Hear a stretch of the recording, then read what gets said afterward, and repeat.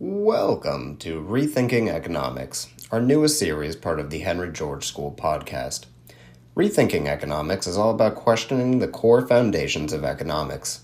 This series questions economic orthodoxy to better understand the forces and shifts shaping our society and the world. Together, we'll interrogate things like the efficacy of economic models, if mainstream assumptions are always correct, and why ideas and concepts you learn about in textbooks may lead you astray. For our inaugural discussion of the series, we'll be talking to our returning guest and one of my favorite economists, Dr. Steve Keene. Our talk was recorded in March of 2024 and is hosted by me, Nathan Greene, a researcher here at the Henry George School.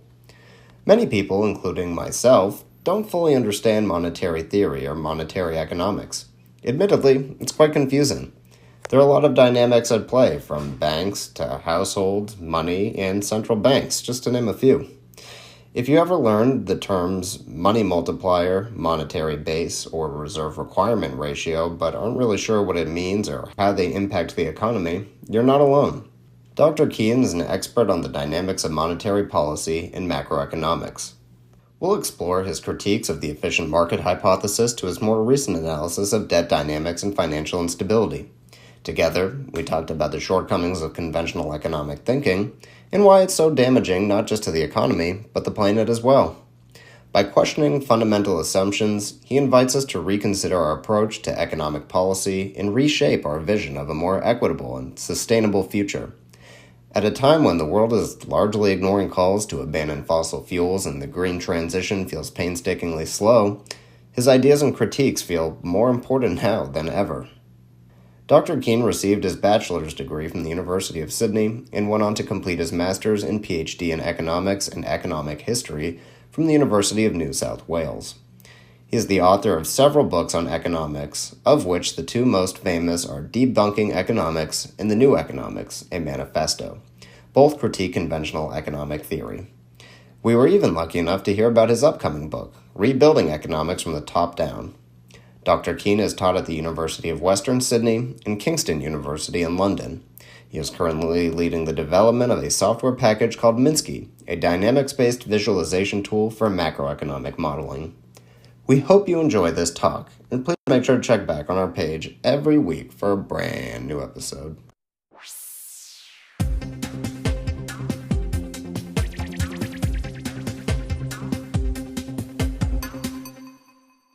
Steve Keene, thank you for coming back onto the podcast today. You're welcome. Good to be invited. So I just want to start off with a quote that I find very useful for today, and it's by Laura Bullock. It says, "There is nothing like discovering a new world through reading." And so when I first read your book, The New Economics, I could not see the world and I could not see economics the same as I could before. And so you're a very big critic of neoclassical and mainstream economic thinking. And I was just wondering, where in your mind do you think that economics went wrong? Is it a certain time period? Is it a certain school of thought? Is it a certain economist? Well, it's actually a combination of things. I'd go right back to Adam Smith and say that's when it started to go wrong, because Adam Smith was subsequent to the physiocratic school of thought. And if you look at the physiocrats, and particularly take a look at the work by Richard Cantillon, which is these days called an essay on economic theory, and Cantillon wrote that I think he's Irish, but he wrote in French. A lot of Irish people were part of the physiocratic movement in France in the 1700s. And he wrote a book just 21 years before Smith, which began by saying, land is the source of all wealth. And Smith met with the physiocrats. He met with Quenet, so he was aware of their approaches, he was aware of Cantillon as well.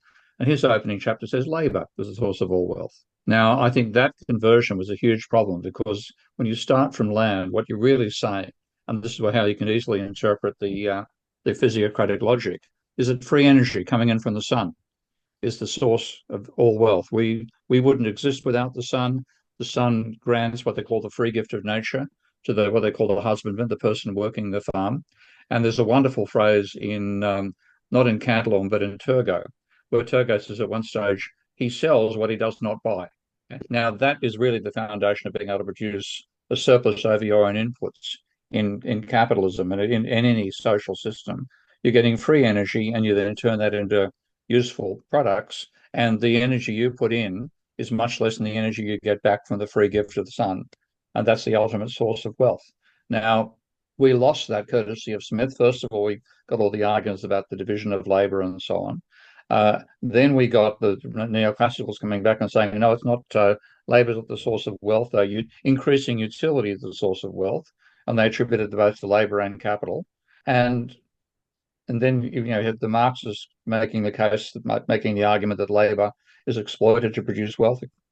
Technically speaking, not in Marx's own language, but yes, it's supposed to be an exploitation of labor. So you had these ideological wars over where wealth and value comes from. And that really dominated the last quarter millennium, pardon me, of economic discourse.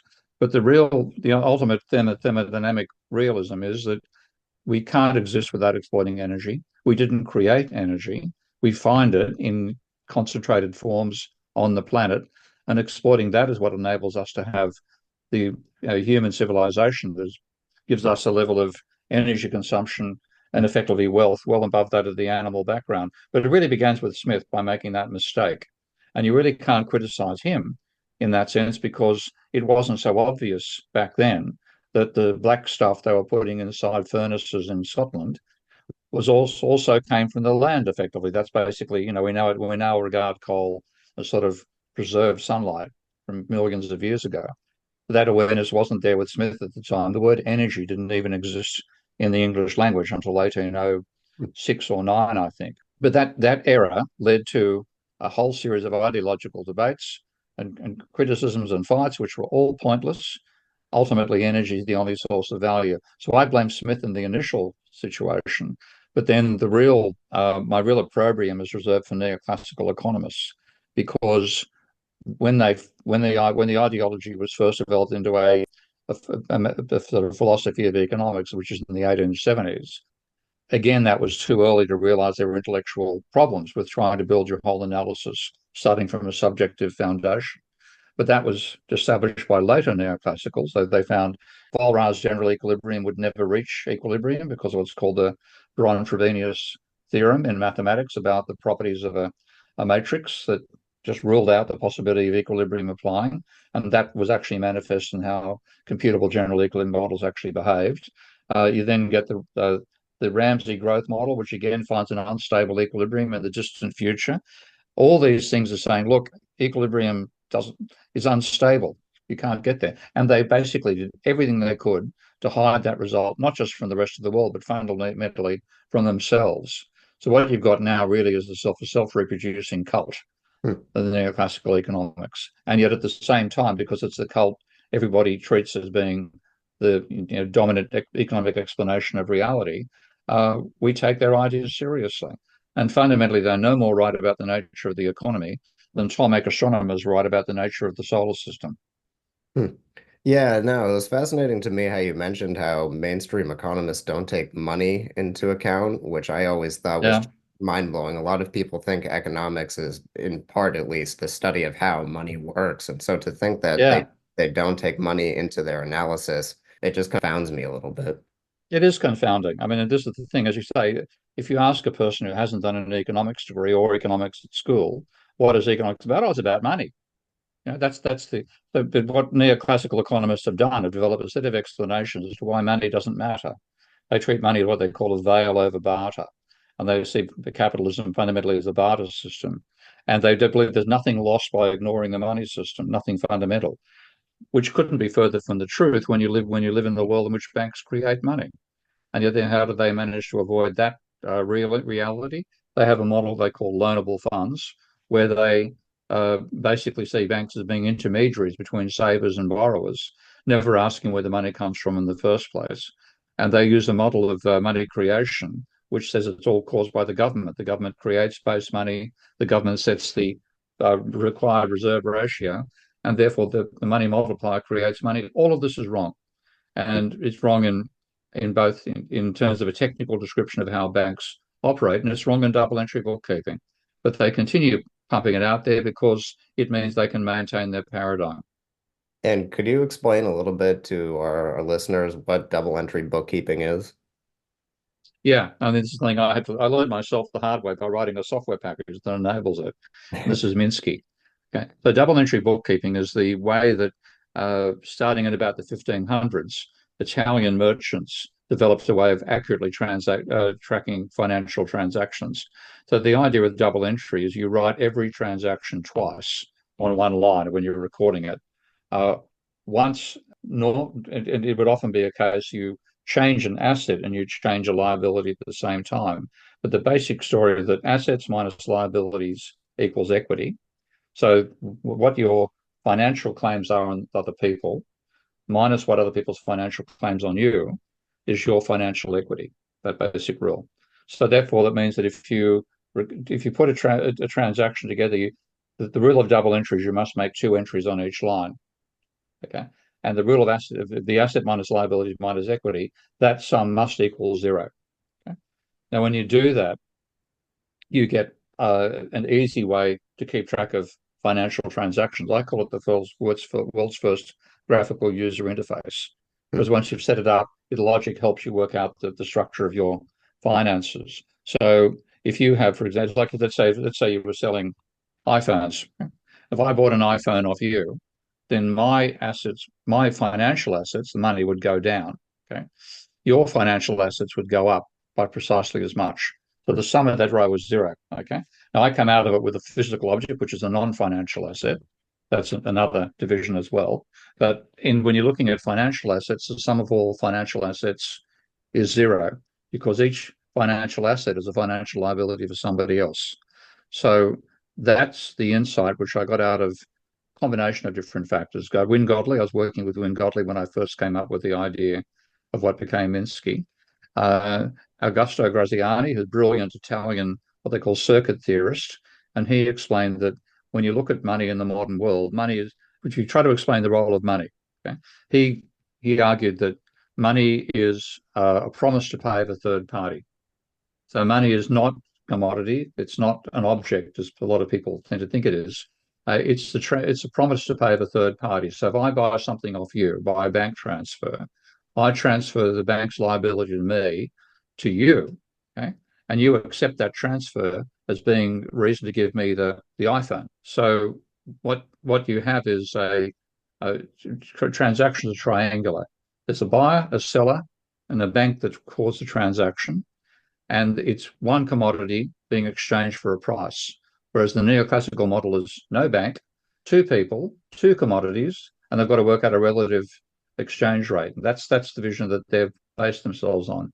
And you would think it wouldn't be difficult to incorporate the reality that banks actually create money. Money is not a commodity, it's a promise to pay, and incorporate that in their theory. But once you do, you lose all the equilibrium conditions that are an essential part of neoclassical thinking.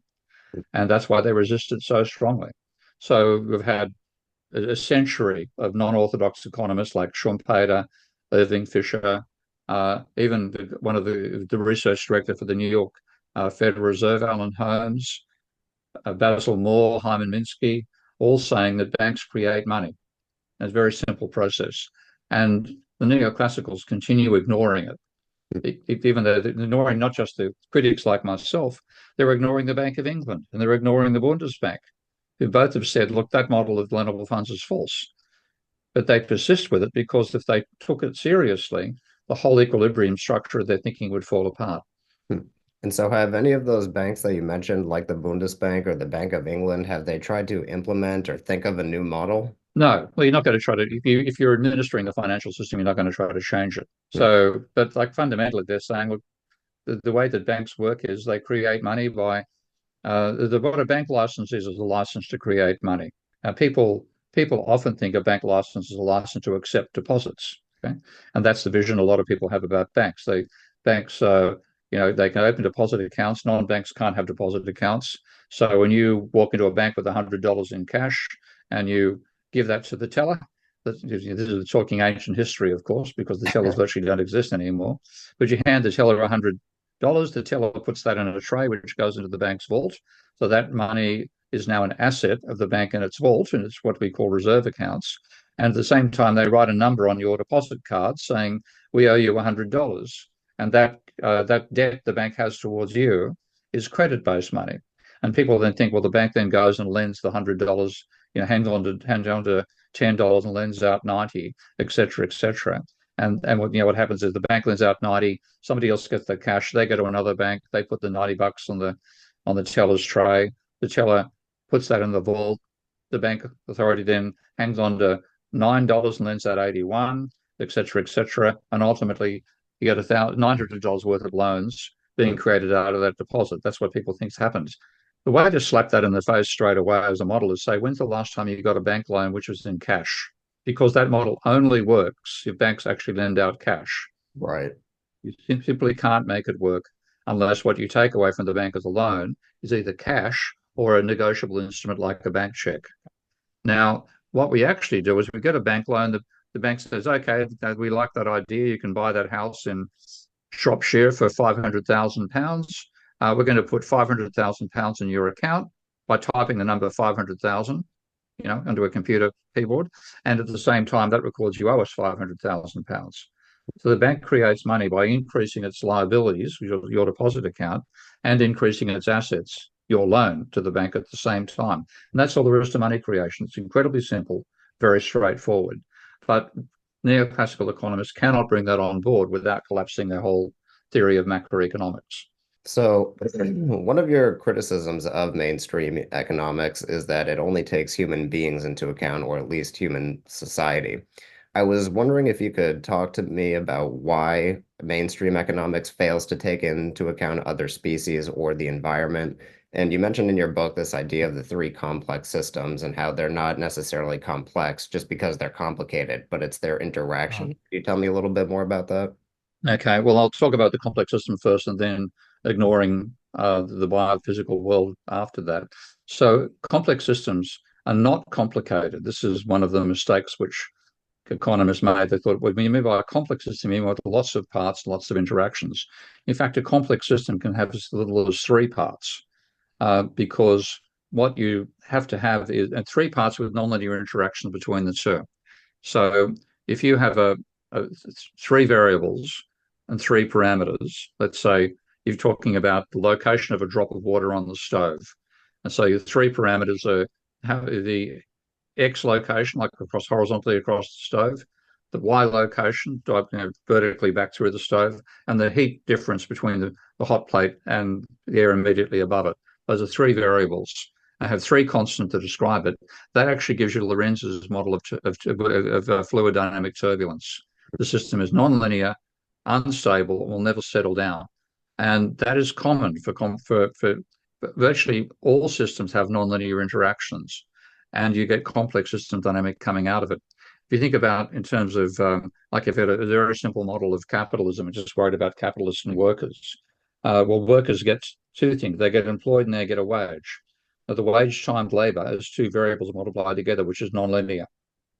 So instantly, as soon as you include two variables or more, and more than three variables in a system, you get complex system behavior. So complexity is really the result of interactions between systems.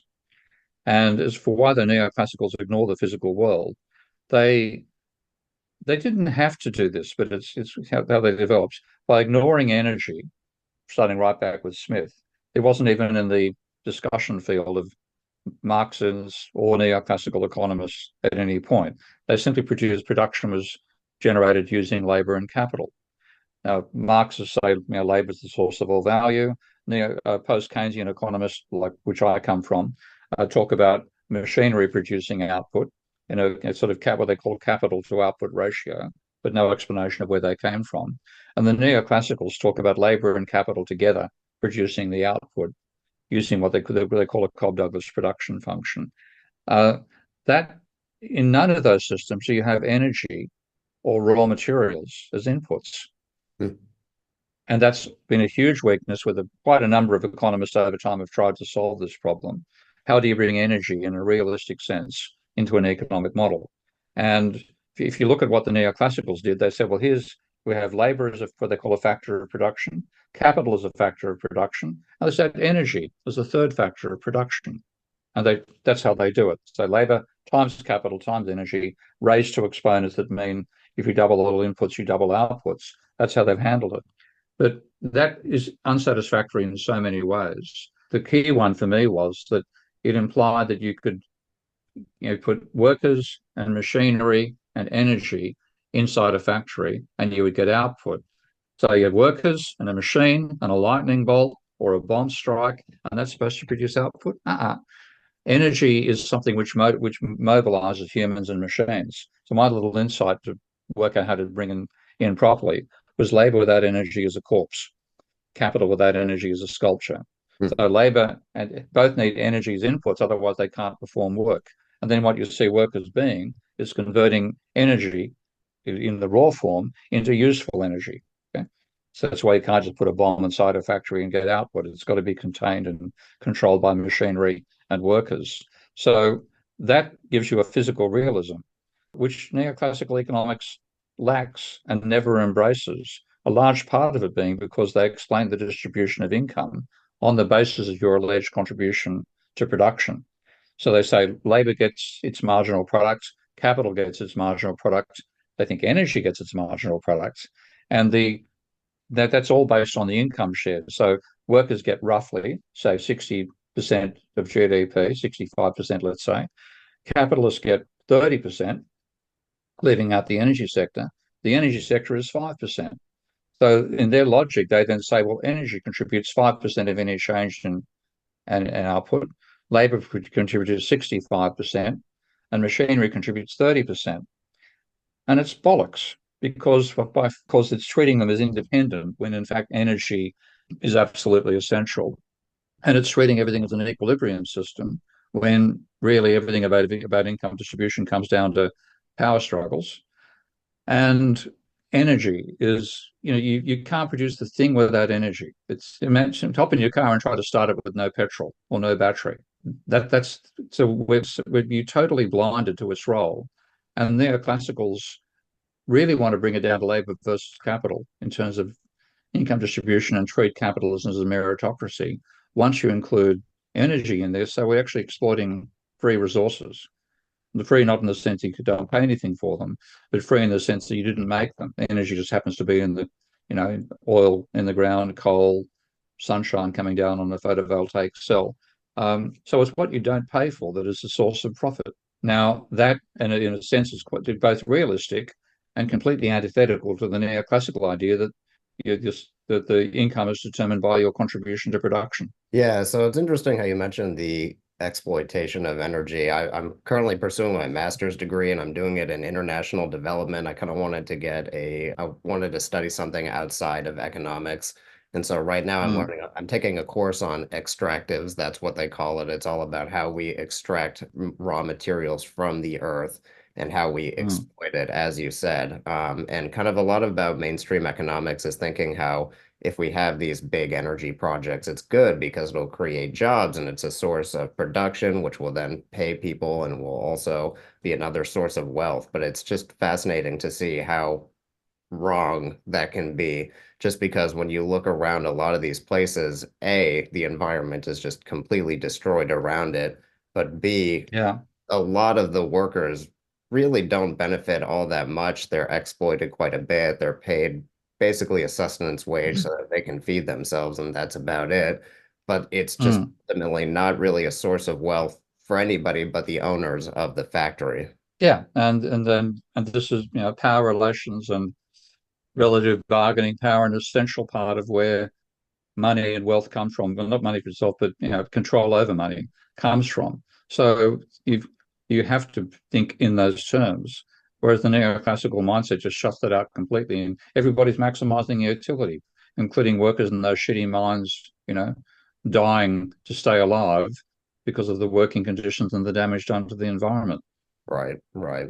Yeah, no, I I took some of your advice from the book and I tried to take a more interdisciplinary approach to my studies, and I found it to be Good. a lot more useful and I found it to be quite eye-opening in some cases.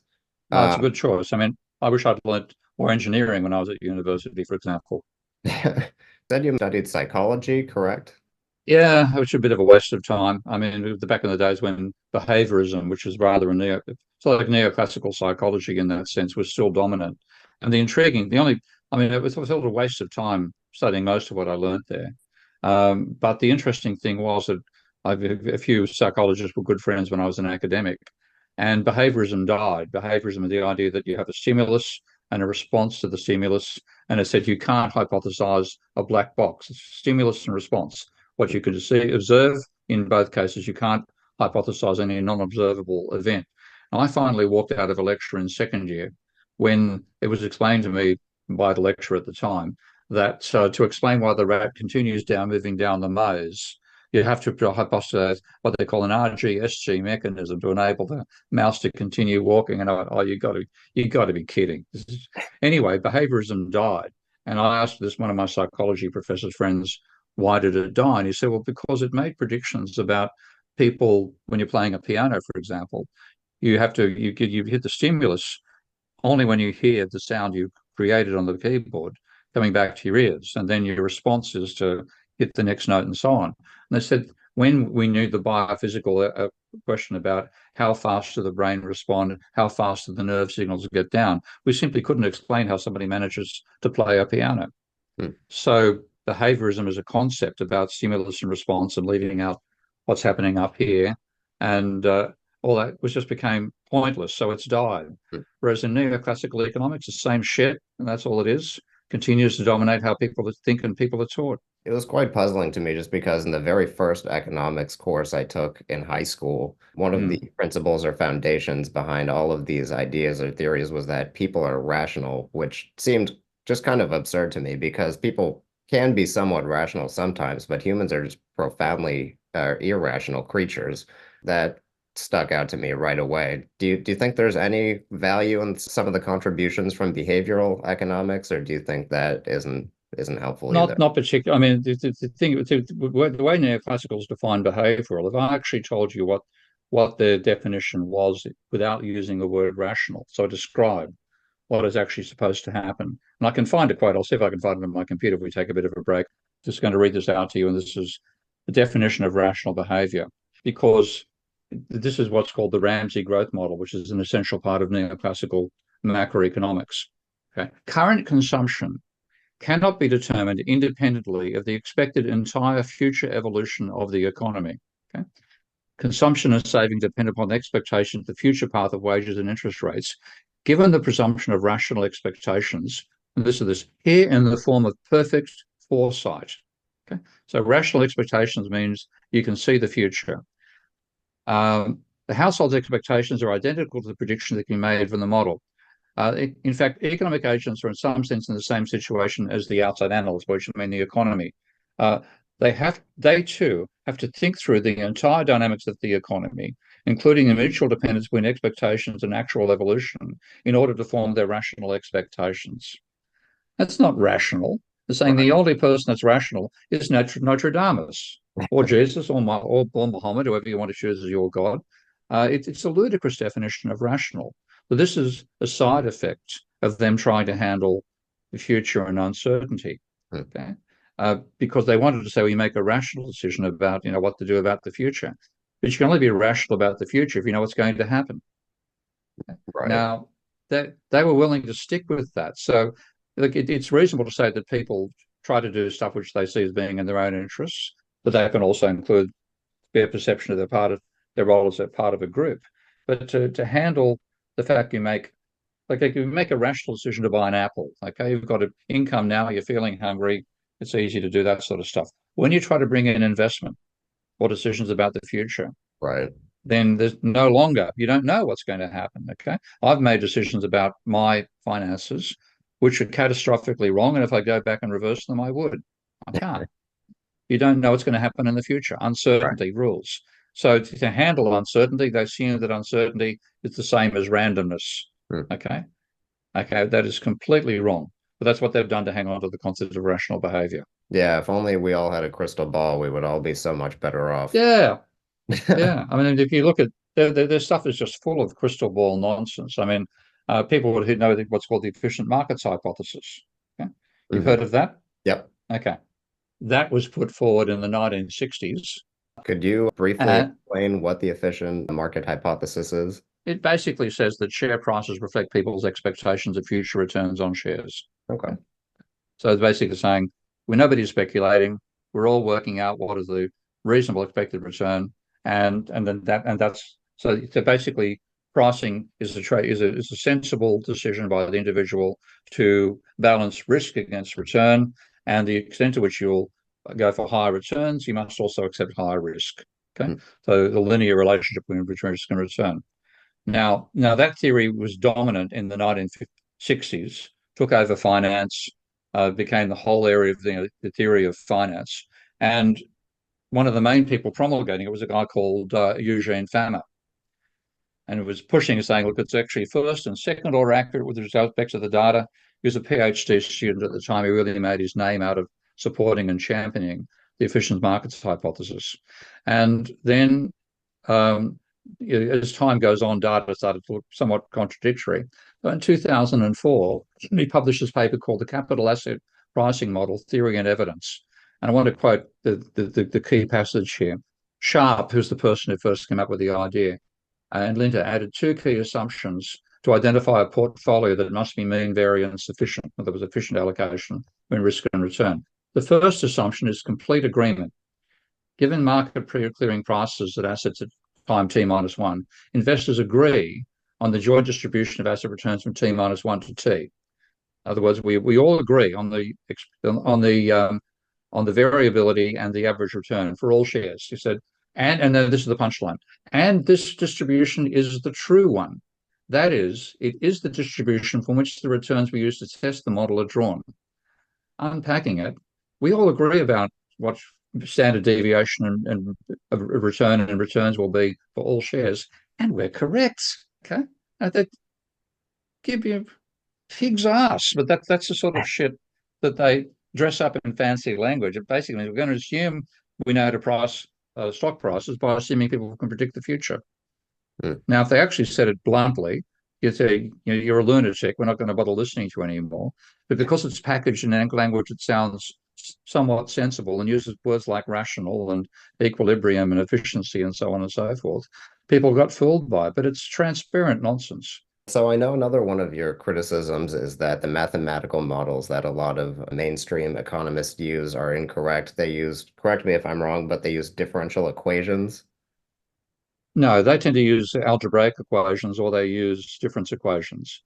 What they should be using is differential equations. So if you learn engineering, you learn differential equations, coming out your ears after the first year course.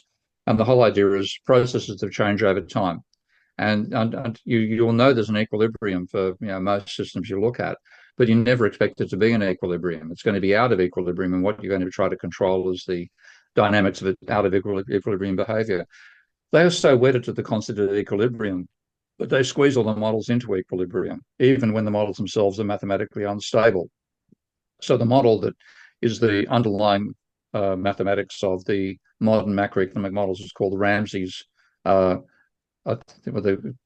Ramsey's growth model from 1928.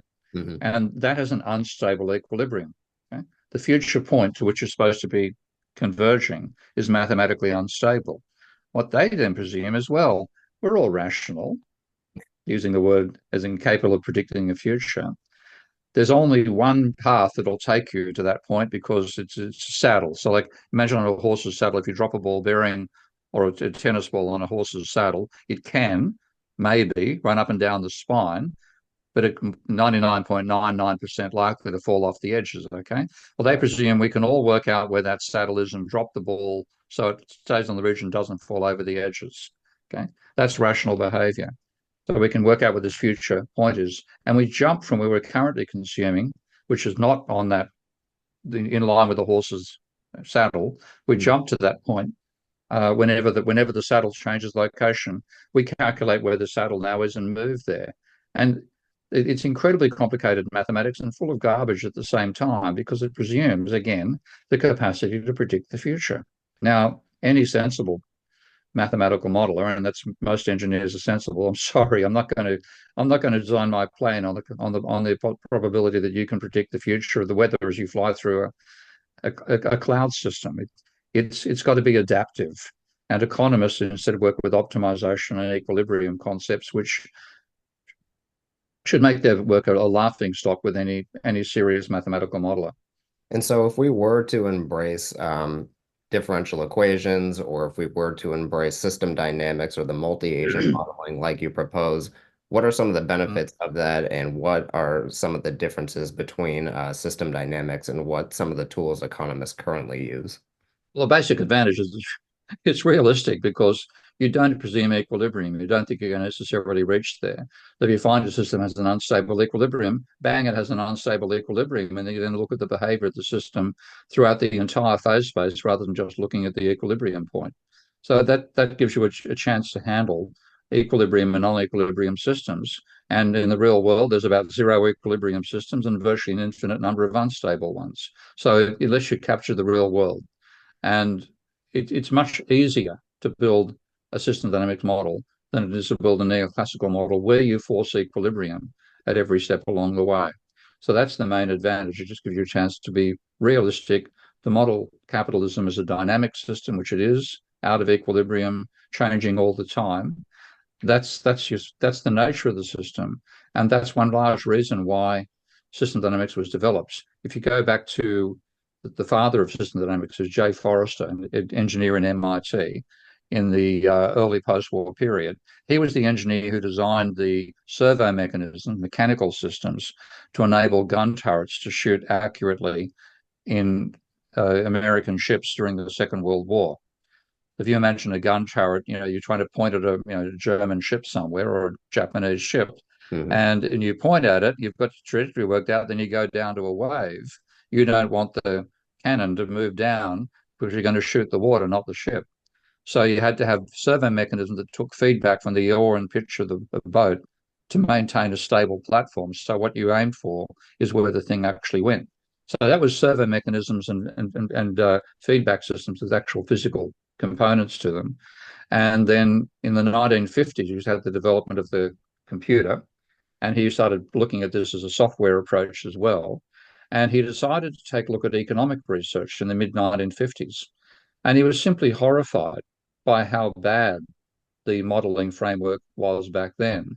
So when he developed system dynamics, it was specifically to address first of all, the ludicrous use of algebraic equations rather than time varying equations by economists. And then when they did do time varying equations, they tend to work in difference equation, which are rigid steps. So t minus, t is 1980, t plus 1 is 1981, etc., year steps. And he said, they seem to think that if your data comes in yearly chunks, so should your model.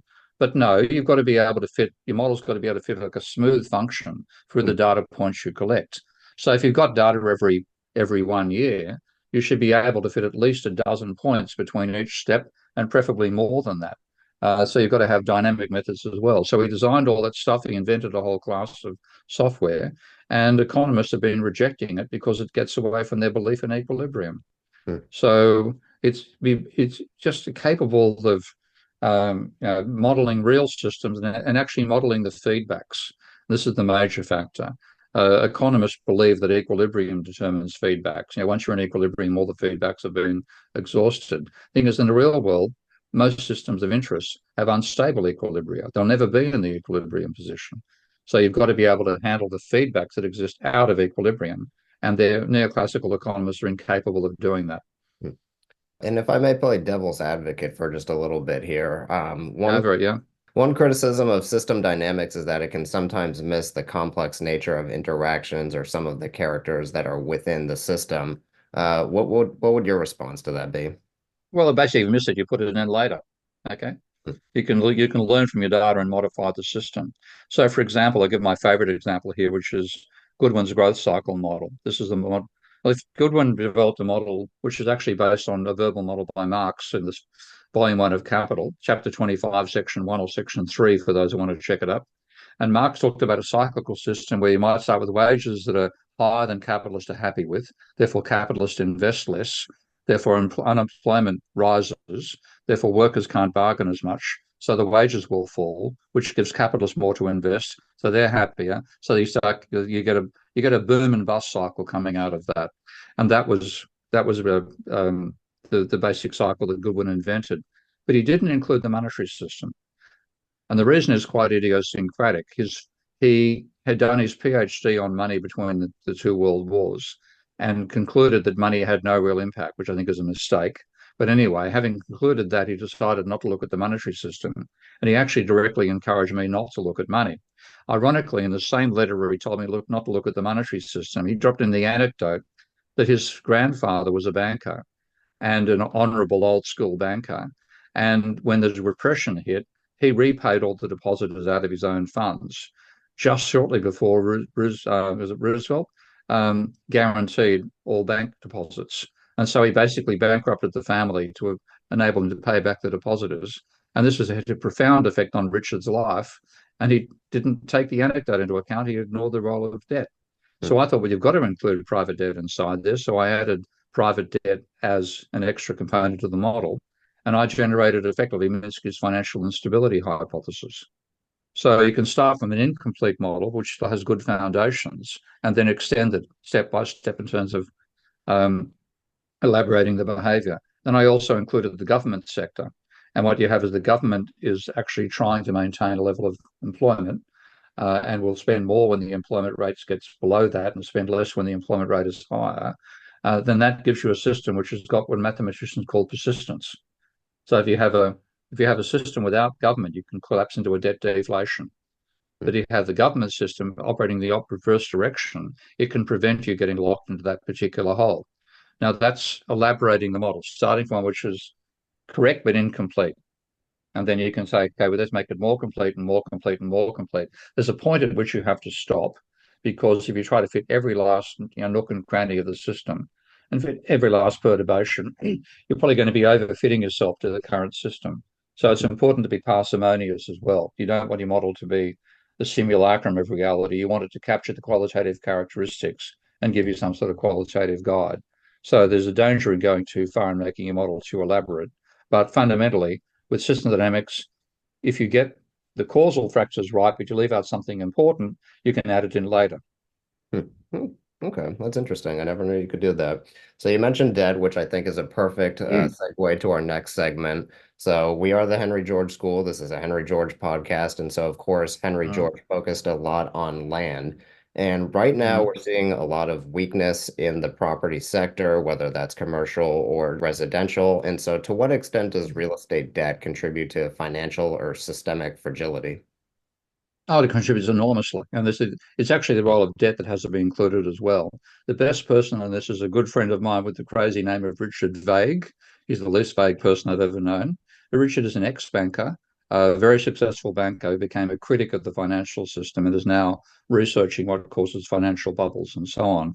And he got his research team, he funded quite a substantial research team with his, wealth from being a successful banker in the past, got them to look through original research, like really going back and reading newspaper articles, reading company reports, etc., etc.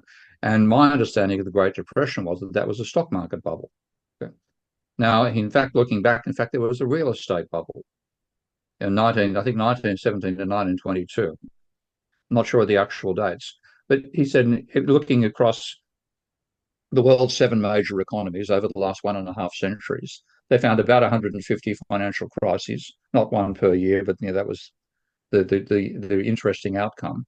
And it said every last one included a real estate bubble. And the basic logic is fairly straightforward to understand, because people will buy housing and buy land when they believe its value is going to rise. And then if you then have to go and borrow money to buy that land, if you want to buy land off somebody else who's already speculated about it, you've got to borrow a larger amount of money than they did to buy the land off you. So you get an amplifying feedback between the level of debt and the level of house prices. And that is, when you look in the data, it's extremely strong. So that is, the banking sector causes house price bubbles. And I would be, if I had any control over policy, I would set up mechanisms that made it impossible for banks to cause housing bubbles, because they're so destructive of distribution of income, of wealth. They distort our society massively. So, yeah, banks and housing bubbles and land will go hand in hand, unfortunately. And not that you do have a crystal ball, but have you seen the movie The Big Short? Ah, fantastic I movie. actually I met everybody except Michael Berry, I think his name is. He wrote to me, and I managed to miss his email. I found it a couple of years later, which is a great pity. But I've met everybody in The Big Short, so I do know The Big Short. Oh, wow. What did Michael Burry say to you? I'm just curious. He wrote up and said, "Look, your analysis seems the most interesting and most useful to mine. Should we get in touch?"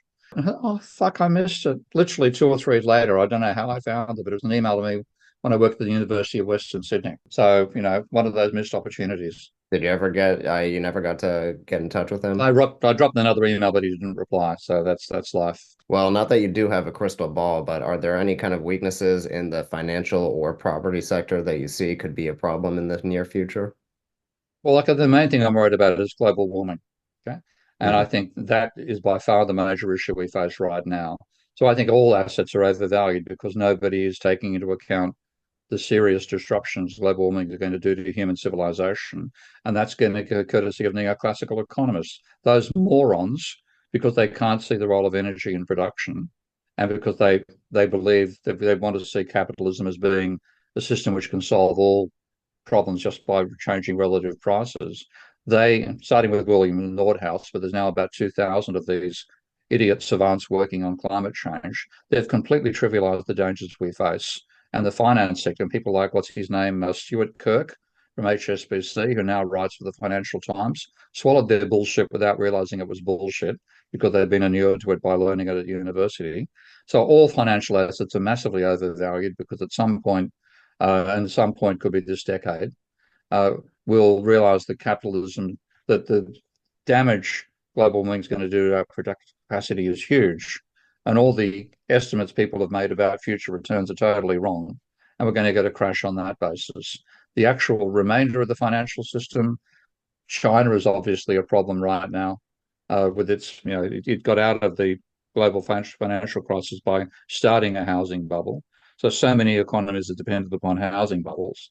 So that's always going to cause fragility, but nothing like what was happening back in 2007. Okay. So, segueing a little bit here, you mentioned debt again, and I'm just curious about modern monetary theory. I've tried to learn Mm. my best the dynamics of it and how it works, and I was just kind of curious, what at what point do you think too much debt is unsustainable? I'm not necessarily a subscriber of the debt to GDP ratio. For example, in the US, we're approaching near 100% from debt to GDP, and it's not like our system is collapsing. But sometimes I just kind of look at the sheer amount of debt, and it's a little hard not to be concerned about that. Is there Be a, concerned about private debt. Private debt is twice the level of government debt in most economies. Okay, everybody obsesses about the level of government debt, except non-orthodox economists like me. When you look at the data, private debt is 1.5 to 3 times the scale of government debt in most economies around the world. So it's private debt, which is a worry. Yes, you should be worried about private debt. Government debt, when you're looking at governments issuing bonds in their own currency, is not really debt. Okay. The reason being that if you look, this actually, I saw this on the BBC a couple of days ago. So hats off to the BBC for mentioning this. They talk about the huge increase in government debt since the pandemic. But then the commentator said, well, 92% of those bonds have been purchased by the Bank of England. Okay. Okay, now it's possible, quite possible, any central bank that is allowed to buy government bonds, and that's every bank in the world bar Bolivia, or country in the world bar Bolivia, so far as I understand, if there's 300% of GDP as outstanding government bonds, then the central bank can buy 300% of GDP worth of bonds by putting 300% of GDP worth into the reserve accounts of private banks and then saying, okay, now transfer the ownership of bonds to us. Problem solved. Now, why isn't that done? Oh, we can't do that. That'd be terrible. Well, screw you. You're causing a scare campaign. I mean, literally, the Federal Reserve tomorrow, if they wanted to get rid of the debt trouble in America, they could buy the roughly 100% of GDP worth of government bonds which are outstanding. Absolutely nothing to stop them. Okay? We call that quantitative easing in the past. Now, if you do that, and this was done by Bernanke during the financial crisis, what actually happens is banks which used to have bonds that return, say, a 3% rate of interest, suddenly have reserves which initially return zero. Okay, so you're a financial institution. You make money via your assets. okay, by the income coming out of the assets you own, which are liabilities for other people. If the government managed to convert, say let's say $20 trillion worth of bonds, that's roughly the level of the American economy and American bond sales outstanding. Buy $20 trillion worth of bonds off the banking sector. The banking sector has $20 trillion of reserves, but no bonds. So what are they going to do with the reserves? All they can do is buy bonds. Okay, they've got banks are limited. The real banks can't buy shares. Okay? So if you buy money, you buy the bonds off non-bank financial institutions, they can go and buy shares, which is what they've done to a large degree. They can go buy housing as well. But that's what actually started the asset bubble after the financial crisis. So there's absolutely no problem with the government debt if the government can buy its own debt back. And so I And see that's what it can do. so I see some alternative solutions like printing a $1 trillion platinum coin and depositing that into the Federal Reserve. Do you think any of those Mm. are reasonable solutions? Well, it's a silly solution because it's silly to have to do something like that. But yes, that would be the solution. Now, for example, have you heard of what are called? Are not called consoles. What are they called? I can't think of the name of them right now. But if you ever been to Scotland? No, unfortunately not. Okay, well, Scotland has Scottish pound. Okay, Okay. and the Scottish pound is backed by 100 million pound notes. Okay, Okay. every 100 million pounds worth of Scottish currency that's issued, the British Bank of England creates a bill, and I've forgotten its name right now, with a face value of 100 million pounds. And that's the asset that backs the liability of the notes that have been created. So it's already being done in some cases, just part of the accounting system. What it really comes down to is saying money is a creature of accounting. And the central bank is in the position where, because it's on it's the banker at the center of the private banks, it can simply create something like that. And Treasury also, when it's creating bonds, um, it'd be quite possible for the Treasury to create, 100, say 20 billion, $20 trillion worth of bonds and sell them directly to the central bank. And when you say we're going to create 20 $1 trillion coins and sell them to the central bank, exactly the same thing. Okay. I could see how that works. Hmm. So if we could just get political here for a little bit, I loved your interview with Lex Friedman. You talked a little bit favorably about China and their kind of political or economic system. And Yeah. perhaps it's just because I'm in America and I've ingested so much Western propaganda, but it's a little bit hard for me to kind of, I guess, accept the way of living or the role of freedom within the Chinese political system. And so I'm just curious to you, what do you define as freedom? Just because I think America has perverted that term a little bit, but what role do you think that freedom plays in economics? Well, we live in a system where we don't have a complete totalitarian slave society, that sort of thing. Okay. So freedom means the capacity to make decisions about your own future, and rather than being told what to do. Okay. And so, yes, I can understand the appeal of freedom. Obviously, exploited it immensely myself over time. I've lived a completely free life in that sense. I've only been an employee of, for about half my life. Most of my life has been self-employed in various ways. So the capacity to innovate is really the difference. The individual can innovate, whereas when you have a totalitarian system, the idea of the center determines what can and can't be done. Now, the Chinese system is a blend of the two. It wasn't under Mao. You had a very centralized system under Mao. And that's what led to the breakdown. The culture of the Great Leap Forward was a disaster, the famines that occurred, and so on. So when Deng Xiaoping took over, his argument was, I don't care whether a cat is black or white as long as it catches mice. Right. And the idea, forget about the ideology, what is it that works? And so that is a society where you can come up with your own ideas, but there's also a very strong sense of social cohesion and working out a plan together. And like you've got the Communist Party dominates the place. So when I was first there in 1981, 82, over December, January, uh, the membership of the Communist Party was roughly 30 million people out of a billion. That's one in every 30 people is a member of the Communist Party. Now, when you had the totalitarian side of that behavior, you didn't dare say what you thought, okay? You Right. protected yourself So every time we asked a question, took a group of journalists for a tour of China and a conference with Chinese journalists as well. Every time we asked a question, the first answer was, and I'm not joking, and I'm translating obviously, we followed the directive of the Central Committee of the Communist Party of China. Literally every question. Okay? Now, what did you have for breakfast? I followed the directive of the Central Committee. It wasn't quite that bad, but that's a sort of anti-freedom that people focus on rightly and hate thought of quite rightly. But that system broke down, okay, collapsed beginning in about 1980. When I was there, that was during the trial of the Gang of Four, which was Mao's wife and her major supporters. So that got eliminated. And now what you've got is still the same huge number of people in the Communist Party, but it tends to be somewhat of as well as being ideological, and you've got to follow what Xi argues for, Xi being the current ruler. It's also, to some extent, like a promotion system. You have to get in. You're not going to get the village idiot getting the position of being the Communist Party local. It's going to be somebody at least some brain power. So it ends up being a collective decision-making system, which is partly aware as well that they've got to enable people to make decisions within a national framework, and that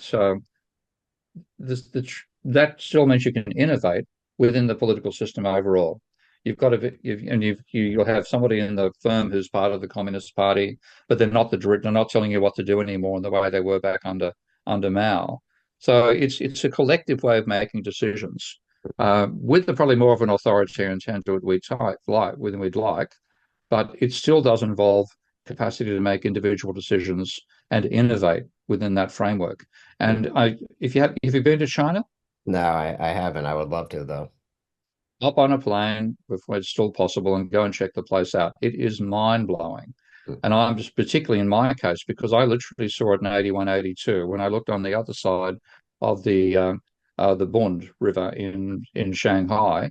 It was rice fields, and the tallest buildings were the ones on the bank behind me, which were Russian or French buildings, maybe 8 stories high. You go there now, it's like Walt Disney on steroids. It's incredible energy. The best high-speed transportation system on the planet in terms of its rail system. It's incredible what's been achieved in a mere 40 years. So somebody who's my age would have spent 30 years under the communists and feeling the oppression of that system. And now 40 years of incredible increase in material wealth and effectively freedom. So but at the same time, I have plenty of people tell me about the oppressive nature of Xi, the police state touch and things of that nature. There's still those elements there. But if I had to say, which system has brought about the largest improvement to the material standards of living and the capacity to express yourselves since 1980 to now, hands down, it's China, not America. One of my best friends recently just went there for a few weeks just to go visit his Yeah, girlfriend's family. And he said, yeah, yeah, he was blown away about how openly people can talk about or criticize yeah. politicians. And yeah, that was just kind of mind-blowing to me, just because here we have this idea or this view that people just can't talk about those things at all. Otherwise, you'll get arrested or something like that. And so No, yeah. You've got to go there and feel it. As usual, the main export of America is Walt Disney fantasies.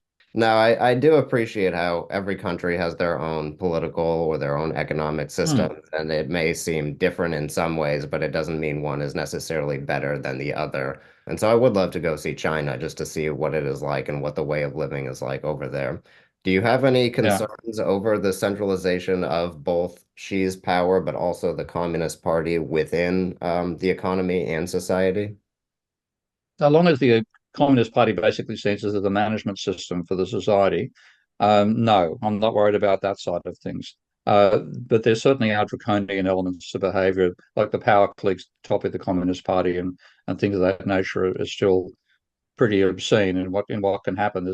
And if you step out of line, uh, there's a potential of power like a mafia power over the top of you. So I've got my concerns about that. But having spent time in like cities, really small cities, a mere 4 million people, like Dayang, just outside the capital of Sichuan province, uh, and going to dinner with people and playing tennis and hopping on buses and chatting and the sense of freedom to do what you like and the sense of self um, sense of safety given, except for the housing bubble, which has been that's going to be a real disaster. But the sense of uh, self-expression and happy, general happiness, a Mm, lot better than I see in American cities. And you get some parts of the country which are very poor, like mainly the western agricultural provinces and so on. But you do the trip along the coastline or go into major provinces like Sichuan. Um, it's a much happier society than America. mm, I've got some video. I went to one part. There was a I was give us teaching in the just north of Korea, north of North Korea, and we mhm, just went out for one night and walking around the town, and they're doing very Chinese things like Chinese line dancing, and mhm, there's 1,000 people doing line dancing together, mm, including an old woman who would have been at least 15 years older than me, and I'm thinking she would have been 50 or thereabouts, maybe 40, when Mao took over, when Mao was deposed, and you had the Deng Xiaoping revolution in China, and she's seen an incredible change in life, quality of life, and there she is dancing and having a good time with 1,000 other people in the open in a park in I've forgotten the name of the city, but one of the ones north of North Korea. mm. So yeah, it's a much better standard of life than people expect. I was blown away by how clean it was, how efficiently Mm, everything ran. He said, if trains were going to come at 9 o'clock, they're going to be there at 9 o'clock and leave right on time. yeah. So I haven't Uh, been to Asia yet, but I would love to go see it just because it does seem like such a fascinating area of the world. it comes down to the fact that engineers, generally speaking, run the Communist Party, Mm, and they've got an engineering attitude to getting things done, not an economist attitude, not an accountant attitude, not a lawyer attitude. And America is dominated by lawyers and accountants and economists, not by people who actually make things. mm, And China's got a really strong emphasis upon engineering. So they decided to build a railway between, one city and another, like the English have done with mhm, their idea of HS2 supposed to link Manchester to London. That's been so stuffed around it'll never actually get built. Whereas the Chinese decided to build railways, and you look at the map of railways on the world, and by far China dominates the recent construction of high-speed railways. Nothing else, nothing really even comes close. So it's having an engineering framework that's more important than the libertarian stuff that Americans tend to go on about. Yeah, to paraphrase Keynes, if we can build it, we can afford to do it. So you Yeah, mentioned yeah.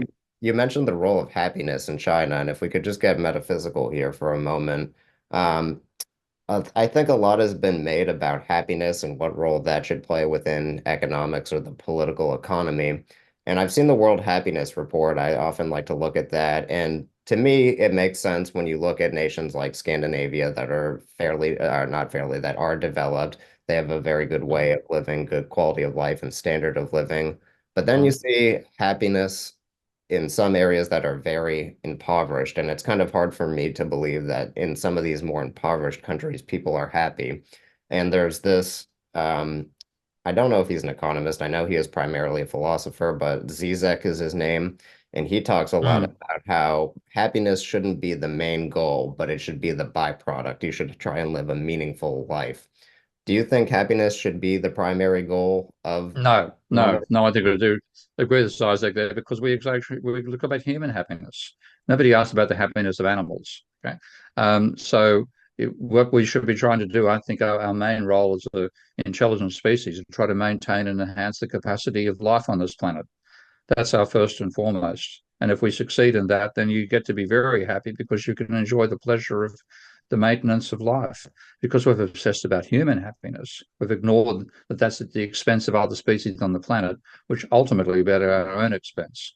So I think we have to get away from having a human centric view of our existence on this planet. And by being human centric, we've undermined the capacity to be human. That makes sense. Well, we started off by asking where economics went wrong. Who are some of the thinkers or the schools of thought that led it astray? I want to know who are some of your contemporaries that you think are leading it in the right direction. If you were to tell somebody, look into this thinker or this school, who would it be?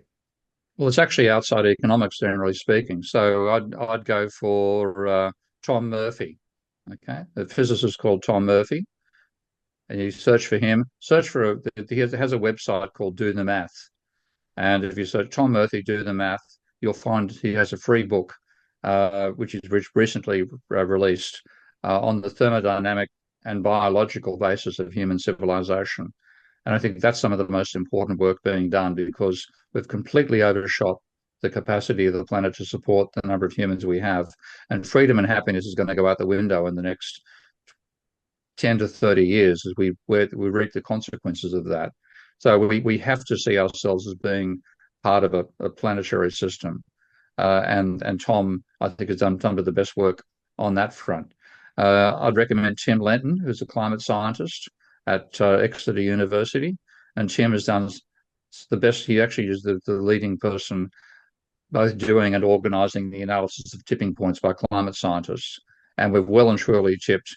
We probably have already tipped the Arctic summer sea ice, so that actually no longer classified as a tipping point, given how they've redefined it. But we are going to destroy Arctic summer sea ice sometime in the next 5 to 25 years, and that will completely change the climate of the planet.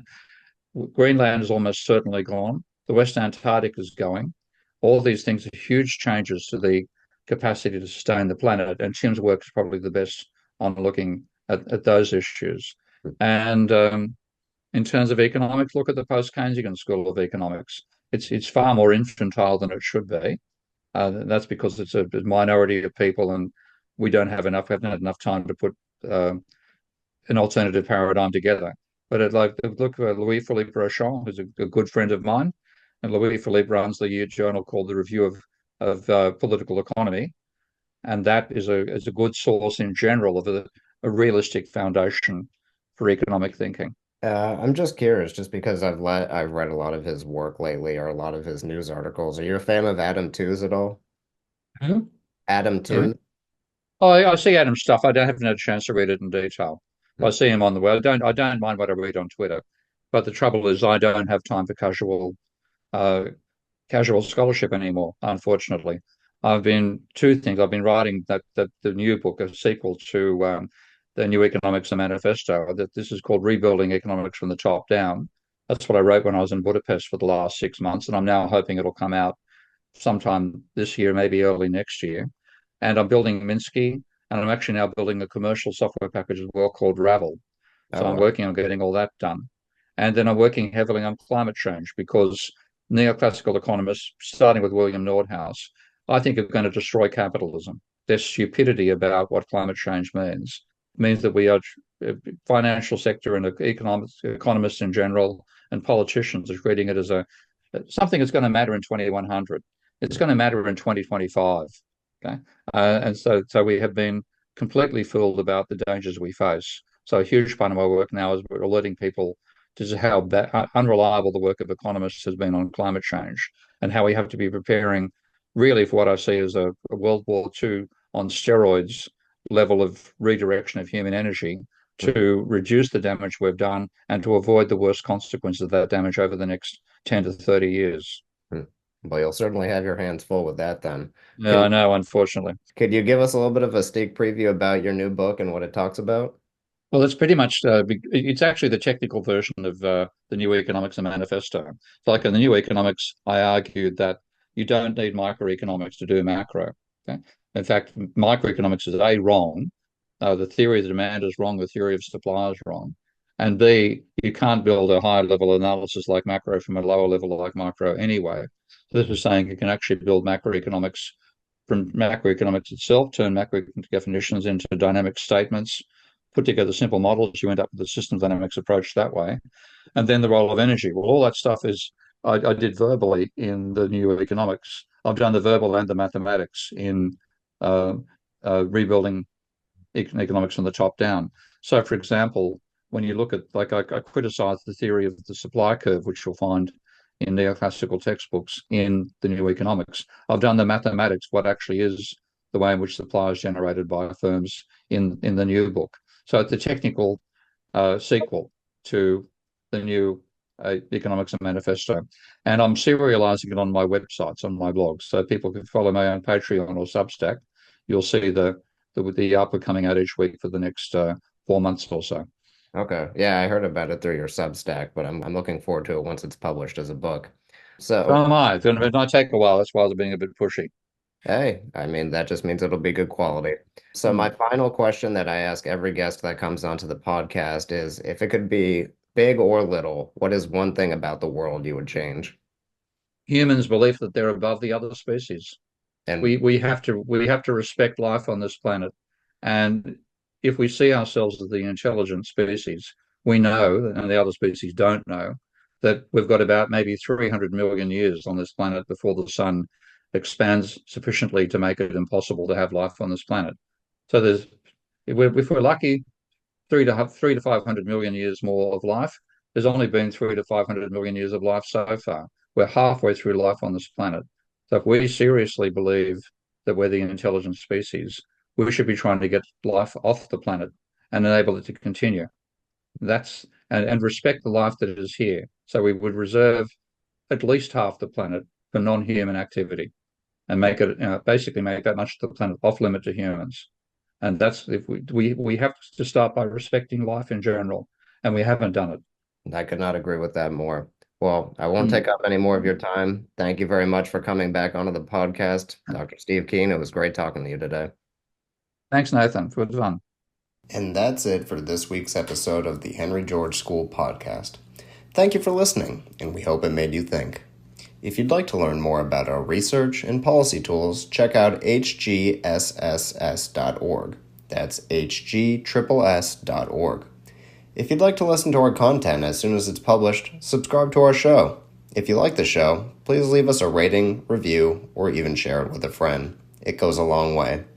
Thanks again for listening, and see you next week.